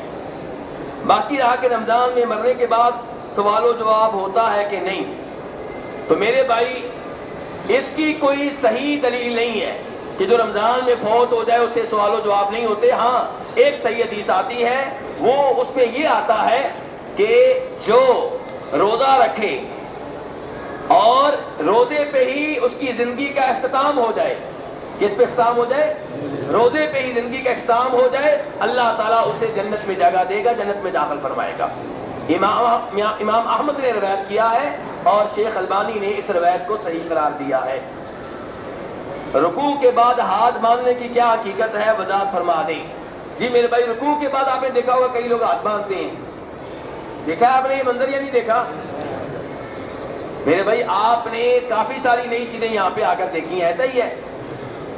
اب کیا کرنا ہے اس بارے میں؟ ان کو غلط قرار دینا ہے کہ اپنے آپ کو یا سارے ہی صحیح ہیں؟ جی اگر آپ چاہتے ہیں کہ کتاب کو ہاتھ نہ لگانا پڑے، پڑھنا نہ پڑے، تو پھر آپ یہ کہہ دیں سب کچھ صحیح ہے۔ اور اگر آپ چاہتے ہیں کہ نہیں، مجھے اللہ نے عقل دی ہے، مجھے اللہ نے علم دیا ہے، اللہ نے ہماری جانب ایک نبی بھیجے ہیں صلی اللہ علیہ وسلم جو ہمارے رہنما ہیں، ہمارے آئیڈیل ہیں، تو آپ کو چاہیے کہ پڑھیں، احادیث کھولیں، بخاری شریف کھولیں، نبی علیہ السلام کی نماز کا طریقہ دیکھیں اور یہ مسائل پوچھیں، اس سے بھی، اس سے بھی دلیل، اس سے بھی پوچھیں، اس سے بھی پوچھیں اور کسی حتمی نتیجے تک پہنچیں اور جو درست طریقہ ہے اس پہ عمل کریں میرے بھائیوں۔ تو اب آتے ہیں رکوع کے بعد ہاتھ باندھنے کے بارے میں۔ میرے بھائی رکوع کے بعد ہاتھ باندھنا بھی درست ہے، نہ باندھنا بھی درست ہے۔ نہ باندھنے کا طریقہ تو آپ پہلے سے کر رہے ہیں، مجھے اس کی دلیل دینے کی ضرورت نہیں ہے۔ ہاں ہاتھ باندھنے کی کیا دلیل ہے؟ وہی حدیث تھوڑی دیر پہلے میں نے آپ کے سامنے رکھی ہے کہ امام بخاری روایت کرتے ہیں جناب سہل بن سعد الساعدی رضی اللہ تعالیٰ عنہ سے، وہ کہتے ہیں کہ لوگوں کو حکم تھا کہ نماز میں دایاں ہاتھ بائیں بازو پہ رکھیں۔ کس موقع پہ؟ کس موقع پہ؟ رکوع میں کہ سجدے میں؟ کہاں؟ نماز میں۔ کیا کہا گیا؟ صحابی کیا کہہ رہے ہیں کہ لوگوں کو حکم تھا کہ نماز میں دایاں ہاتھ کہاں رکھیں؟ بائیں بازو پہ رکھیں۔ اب سجدے میں ہاتھ کہاں رکھنا ہے اس کی الگ سے حدیث آ گئی۔ دو سجدوں کے درمیان میں ہاتھ کہاں پہ رکھنا ہے الگ سے حدیث آ گئی۔ رکوع میں ہاتھ کہاں رکھنے الگ سے حدیث آ گئی۔ اب رہ گیا رکوع سے پہلے کا معاملہ، رکوع کے بعد کا معاملہ۔ تو جو رکوع کے بعد ہاتھ باندھتے ہیں وہ کہتے ہیں کہ یہ حدیث رکوع سے پہلے والے مقام کو بھی شامل ہے اور جو بعد والا مقام ہے اس پہ بھی فٹ آتی ہے۔ تو بہرحال رکوع کے بعد میرے بھائی ہاتھ باندھ بھی سکتے ہیں اور چھوڑ بھی سکتے ہیں، انشاءاللہ دونوں طرح یہ طریقہ صحیح ہے۔ کیا ہر نماز کے بعد جنازے کی نماز ثابت ہے؟ کیوں جی میرے بھائیوں؟ کہتے ہیں ہم کوئی کام بار بار کہیں تو آپ کہتے ہیں جی نیا کام ہے، بدعت ہے۔ تو یہ جو ہر نماز کے بعد جنازہ پڑھتے ہیں یہ بدعت نہیں ہے؟ کیوں جی میرے بھائیوں؟ اور بتائیں نا جی۔ میرے بھائی مسئلہ یہ ہے کہ یہ طریقہ نہیں بنایا گیا، یہ ضرورت ہے۔ لوگ فوت ہو رہے ہیں، جنازے آ رہے ہیں اور نماز میں لوگ جمع ہوتے ہیں تو نماز کے بعد پڑھا دیتے ہیں۔ یہ کوئی طریقہ بنایا نہیں گیا۔ اگر کوئی مردہ فوت نہ ہو تو جنازہ کبھی نہیں پڑھائیں گے، ٹھیک ہے؟ یہ تو لوگ فوت ہو رہے ہیں، ہر نماز کے بعد جنازے آئے ہوتے ہیں، تو اب وہ کیا کہیں کہ جنازہ نہیں پڑھائیں گے؟ ٹھیک ہے میرے بھائی، یہ ضرورت ہے۔ یہ کیا ہے؟ یہ ضرورت ہے۔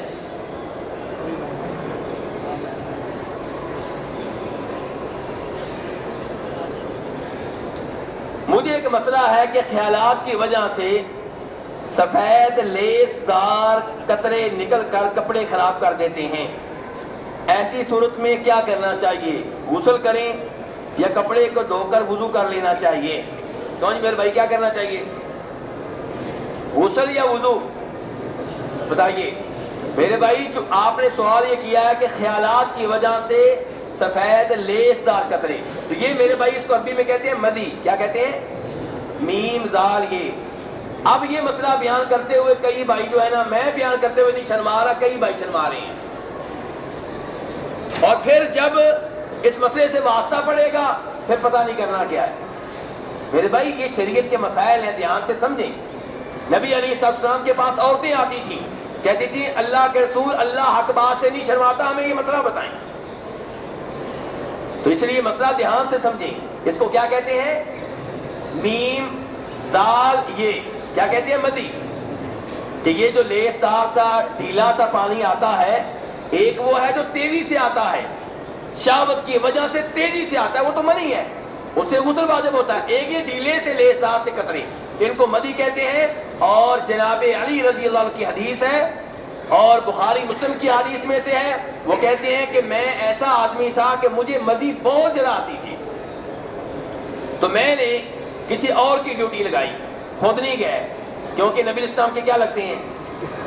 دماغ لگتے ہیں۔ اور مزید عام طور پہ کیوں آتی ہے؟ بیگم کے پاس بیٹھنے سے یا اس کے بارے میں سوچنے سے آتی ہے، اس لیے خود یہ مسئلہ نہیں پوچھا، جناب مقداد کی ڈیوٹی لگائی کہ آپ یہ مسئلہ پوچھ کر آئیں۔ تو نبی علیہ السلام نے فرمایا کہ جس کو مدی آئے وہ وضو کرے، شرمگاہ کو دھو لے، اور جو کپڑا جہاں پہ مدی لگی ہے اس کو بھی دھو لینا چاہیے، تو اس سے غسل واجب نہیں ہوتا۔ سر اور داڑھی کے بالوں کو کالا رنگ لگوانا کیسا ہے؟ جی میرے بھائیوں بتائیں مسئلہ۔ کسی کے جوان بننے پہ اعتراض ہے جی؟ اچھا ہاں جی، میرے بھائی حدیث آپ کے سامنے رکھتا ہوں، امام مسلم رحمہ اللہ روایت کرتے ہیں کہ جب مکہ فتح ہوا، نبی علیہ السلام کے پاس جناب ابو بکر صدیق رضی اللہ عنہ کے واضح گرامی کو لایا گیا، اور ان کی داڑھی بھی مکمل طور پہ سفید تھی اور سر کے بال بھی مکمل طور پہ سفید تھے۔ آپ نے کہا ان کو لے جاؤ اور ان کے بالوں کا رنگ تبدیل کرو، لیکن کالا رنگ استعمال نہیں کرنا۔ اس سے پتا چلا کہ اگر داڑھی کے بال یا سر کے بال سفید ہوں تو بہتر یہ ہے، جائز نہیں میں کہہ رہا، کیا کہہ رہا ہوں، بہتر یہ ہے کہ اپنے بالوں کو آپ رنگین کریں۔ کیا کریں؟ یہ جائز ہے کہ بہتر ہے؟ بہتر ہے میرے بھائی، بہتر، لیکن خالص کالا رنگ استعمال کرنے کی اجازت نہیں ہے۔ تو کالا رنگ کسی اور میں مکس ہو یا مہندی رنگ ہو، یہ سارے آپ استعمال کر سکتے ہیں، لیکن خالص کالا رنگ استعمال کرنے کی اجازت نہیں ہے۔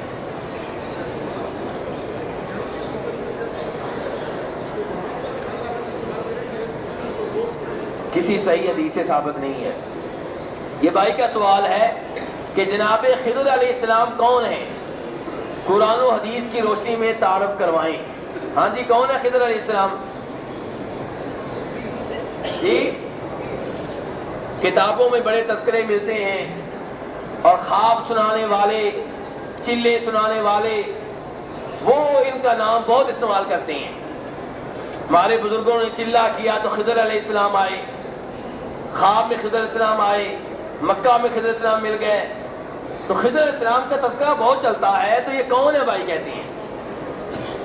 میرے بھائی ان کے بارے میں اختلاف ہے کہ یہ اللہ کے ولی ہیں یا نبی ہیں، اور صحیح بات یہ ہے کہ یہ اللہ کے نبی ہیں۔ سورہ کہف پڑھ کر آپ دیکھ لیں، جہاں ان کا تذکرہ آیا ہے وہاں سے پتا چلتا ہے کہ یہ نبی ہیں، کیونکہ موسیٰ علیہ السلام ان سے کہہ رہے ہیں کہ میں آپ کی پیروی کروں گا، وَلَا أَعْصِي لَكَ أَمْرًا، آپ جو بھی آرڈر دیں میں آپ کا ہر آرڈر مانوں گا، کسی آرڈر کی خلاف ورزی نہیں کروں گا۔ وہ آدمی جس کا ہر آرڈر مانا جائے وہ نبی ہوا کرتا ہے۔ وہ کون ہوا کرتا ہے؟ نبی ہوا کرتا ہے، جس کے اوپر وحی نازل ہوتی ہے، شریعت نازل ہوتی ہے۔ اور پھر خضر علیہ السلام نے موسیٰ علیہ السلام کے ساتھ ایک بچے کو مار دیا، قتل کر دیا، یتیموں کی کشتی میں سوراخ کر دیا، اور بعد میں کیا بتایا کہ بچے کو اس لیے مارا تھا کہ اس بچے نے بڑے ہو کے والدین کو تنگ کرنا تھا، اس نے ان کے لیے عذاب بننا تھا۔ کشتی میں سوراخ اس لیے کیا تھا کہ سوراخ نہ کرتے تو آگے کے ظالم بادشاہ تھا، اس نے کشتی چھین لینی تھی۔ تو یہ غیبی باتیں معلوم ہو جانا اور اتنا بڑا کام کرنا کہ بچے کو مار دینا، یہ وحی کی بنیاد پہ ہوتا ہے، اور وہی انبیاء کرام علیہم السلام پہ نازل ہوتی ہے، اور دیگر بھی جو باتیں انہوں نے بتائی ہیں ان سب سے معلوم ہوتا ہے کہ یہ اللہ کے نبی تھے۔ اب آج یہ کہاں ہوتے ہیں؟ جی، خضر علیہ السلام آج کل کدھر ہوتے ہیں؟ جی، اور میرا کہنے کا مطلب ہے فوت ہو گئے ہیں کہ چل پھر رہے ہیں دنیا میں؟ جی، لوگ تو کہتے ہیں ہمارے پیر صاحب کو مکہ میں ملے، عرفات میں ملے، یہاں ملے، وہاں ملے۔ کئی لوگ کہتے ہیں جی انہوں نے پیا ہے، کیا پیا ہے؟ آب حیات پیا ہے، اور انہوں نے مرنا نہیں ہے، ہمیشہ ہی رہنا ہے۔ نہیں میرے بھائی، اللہ تعالیٰ فرماتے ہیں کل نفس ذائقۃ الموت، ہر نفس نے موت کا ذائقہ چکھنا ہے۔ اور بخاری شریف کی حدیث ہے، جناب عبداللہ بن عمر روایت کرتے ہیں کہ نبی علیہ السلام نے فرمایا تھا، اپنی زندگی کے آخری ایام میں آپ نے کہا تھا، عشاء کے بعد خطبہ دیتے ہوئے کہا تھا کہ آج اس زمین پہ جتنے بھی لوگ ہیں، سنیے میرے بھائی یہاں سے آپ کیا کہہ رہے ہیں؟ آپ کہہ رہے ہیں آج اس زمین پہ جتنے بھی لوگ ہیں ان میں سے کوئی بھی ایسا نہیں ہے جو آئندہ 100 سال تک باقی رہے گا، بلکہ سب فوت ہو جائیں گے۔ اگر ہم یہ مان لیں، مفروضہ قائم کر لیں کہ خضر علیہ السلام نبی السلام کے زمانے میں زندہ تھے، تب بھی وہ 100 سال کے اندر اندر فوت ہو چکے، تو اس لیے میرے بھائی یہ دعوے کرنا کہ جی وہ زندہ ہیں، آتے ہیں جاتے ہیں، یہ سب غلط باتیں ہیں۔ بھائی کہتے ہیں نبی علیہ السلام کی زیارت کے بارے میں بتائیں۔ کس کے بارے میں؟ نبی السلام کی زیارت۔ جی، آپ کی زیارت خواب میں بھائی پوچھنا چاہتے ہیں ہو سکتی ہے کہ نہیں؟ جی ہو سکتی ہے، بھائی کہہ رہے جی ہو سکتی ہے. اچھا جی مان لیا ہو سکتی ہے، تو جو بھی دعویٰ کرے کہ میں نے نبی السلام کو خواب میں دیکھا اس کا دعویٰ مان لینا چاہیے. کیوں جی کیوں نہیں مان لینا چاہیے؟ تو پھر کس کا مانیں گے؟ کیا کوئی آپ کے پاس کیا ہے مثلا معیار کیا آپ کے یہاں؟ جی بھائی کہتے ہیں دلیل کہ ان سے پوچھیں گے شکل و صورت کیسی تھی، تو وہ بھی کتاب سے پڑھ کے بتا دے گا. اب مسئلہ کیسے حل ہوگا؟ میرے بھائی پہلی بات یہ ہے کہ ایسا دعویٰ کرنے والے سے ہم کہیں گے کہ اگر واقعی تم نے اللہ کے رسول کو دیکھا ہے صلی اللہ علیہ وسلم تو ہم سے کیا لینا چاہتے ہو؟ ہمیں کیوں بتا رہے ہو؟ ہمیں کیوں بتا رہے ہو؟ ہم سے کیا لینا چاہتے ہو؟ ہماری جیبیں خالی کرنا چاہتے ہو یا تمہارا آستانہ آباد نہیں ہو رہا اس کو آباد کرنا چاہتے ہو؟ کیا چکر ہے؟ ہمیں کیوں بتا رہے ہو؟ یہ مجمع لگانا بتانے کے لیے میں نے اللہ کے رسول کو خواب میں دیکھا، اس کا کیا مقصد ہے؟ میرے بھائی نبی اسلام کی صحیح حدیث ہے، آپ فرماتے ہیں جس نے خواب میں مجھے دیکھا ہے اس نے مجھے ہی دیکھا ہے، کیونکہ شیطان میری شکل میں نہیں آ سکتا. لیکن یہاں پہ دو چیزیں ہمیشہ ذہن میں رکھا کریں. آپ کہہ رہے ہیں جس نے مجھے دیکھا ہے، واقعی دیکھا ہے، جو جھوٹ بول رہا ہو وہ جس نے دیکھا ہے اس نے تو واقعی اللہ کے رسول کو دیکھا ہے، لیکن جس نے دیکھا ہی نہیں وہ جھوٹا دعویٰ کر رہا ہے کہ میں نے آپ کو دیکھا ہے شہرت کے لیے. تو اس لیے ہم کسی کی تصدیق نہیں کر سکتے. دوسرے نمبر پہ جو دعویٰ کر رہا ہے جی وہ بہت سچا آدمی ہے، ٹھیک ہے مان لیا سچا آدمی ہے، لیکن یہ گارنٹی کون دے گا کہ اس کی خواب میں آنے والے نبی علیہ الصلوۃ والسلام تھے، شیطان نہیں تھا؟ آپ کہیں گے اللہ کے رسول نے گارنٹی دے دی ہے، اللہ کے رسول نے فرمایا کہ شیطان میری شکل میں. بالکل ہمارا ایمان ہے کہ آپ نے فرما دیا اور آپ کا کہنا برحق ہے کہ شیطان آپ کی شکل میں نہیں آ سکتا، لیکن دائیں بائیں کسی اور شکل میں آ کے جھوٹ بول سکتا ہے. آپ کی شکل میں آ کر جھوٹ نہیں بول سکتا، کسی اور شکل میں آ کے جھوٹ بول سکتا ہے. اسی لیے کئی لوگوں نے جب دعوے کیے کہ ہم نے نبی علیہ السلام کو دیکھا ہے، پوچھنے والے نے پوچھا بتاؤ کیا حلیہ تھا؟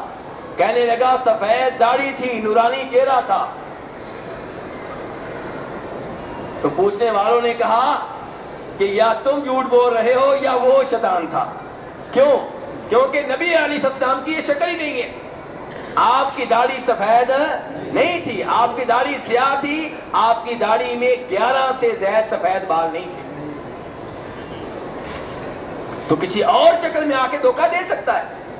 پھر میرے بھائی یہ بات ذہن میں رکھیں کہ آپ ہمیں دین مکمل دے کر گئے ہیں. آپ نے کسی حدیث میں یہ نہیں کہا کہ بھئی میں تمہیں 99% دین دے کر جا رہا ہوں، باقی 1% خواب میں بتایا کروں گا. آپ نے ایسی بات نہیں کہی. 100% دین دے کر گئے. اگر کسی کے خواب میں واقعی نبی اسلام آئے ہیں تو اللہ کا شکر ادا کرے، اللہ سے گناہوں کی معافی مانگے کہ یا اللہ میں اس قابل نہیں ہوں، تو نے اتنا بڑا اعزاز دیا ہے، اور اللہ کی مزید عبادت کرے، مزید متقی بن جائے، مزید پرہیزگار بن جائے. لیکن ہمیں بتا کر کیا لینا چاہتا ہے؟ دائیں بائیں ایک آدمی کو بتا دیا، بیوی کو کوئی بات نہیں، بچوں کو، لیکن مجمع لگانا کیا لینا چاہتے ہو ہم سے بھائی؟ یہ ایک سوال ہے میرے بھائی. اور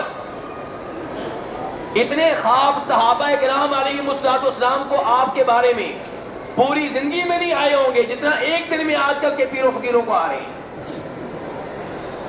اللہ تعالیٰ بعد لکھے ہوئے سوال کریں، لکھے ہوئے.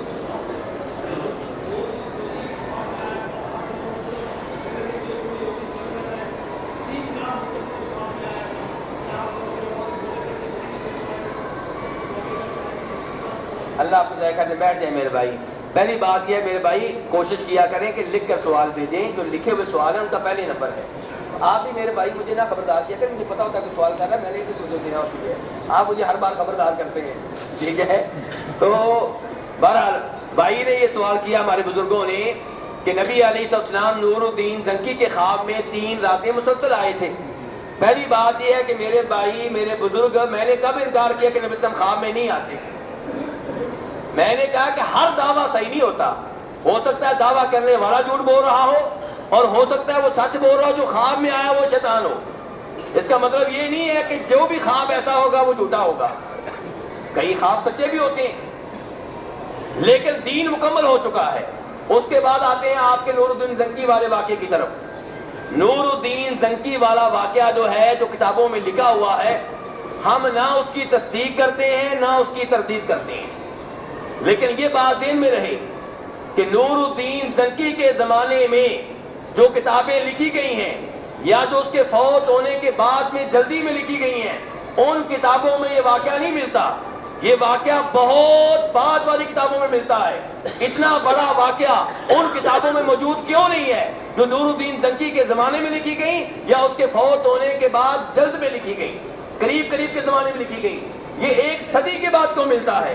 اس کے اوپر ذرا غور کرنا چاہیے۔ اس سب کے باوجود نہ میں تصدیق کر رہا ہوں نہ میں تردید کر رہا ہوں۔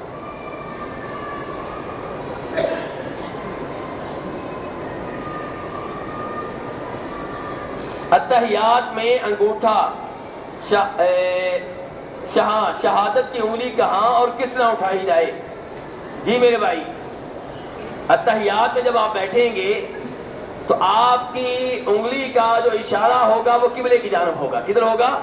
قبلے کی جانب ہوگا، انگشت شہادت اس انگلی کا، اور اس کو حرکت دیں گے، کیونکہ امام نسائی روایت کرتے ہیں نبی علیہ الصلوۃ والسلام سے کہ نبی علیہ السلام کان یحرکها یدعو بها، آپ انگلی کو حرکت دیتے تھے اور اس کے ساتھ دعائیں کرتے تھے، یعنی کہ جب دعا آتی اس کو حرکت دینا شروع کر دیتے، ورنہ اشارہ ایسے رہتا قبلے کی طرف، لیکن جب دعا آتی السلام علیکہ ایھا النبی دعا ہے، السلام علینا وعلی عباد اللہ الصالحین دعا ہے، اللہم صلی علی محمد دعا ہے، اللہم بارک علی محمد دعا ہے، اللہم انی اعوذ بک من عذاب القبر دعا ہے، رب اجعلنی مقیم الصلاۃ کیا ہے؟ دعا ہے، ربنا آتنا پڑھتے ہیں تو دعا ہے، تو آپ اس کے ساتھ دعا کیا کرتے تھے۔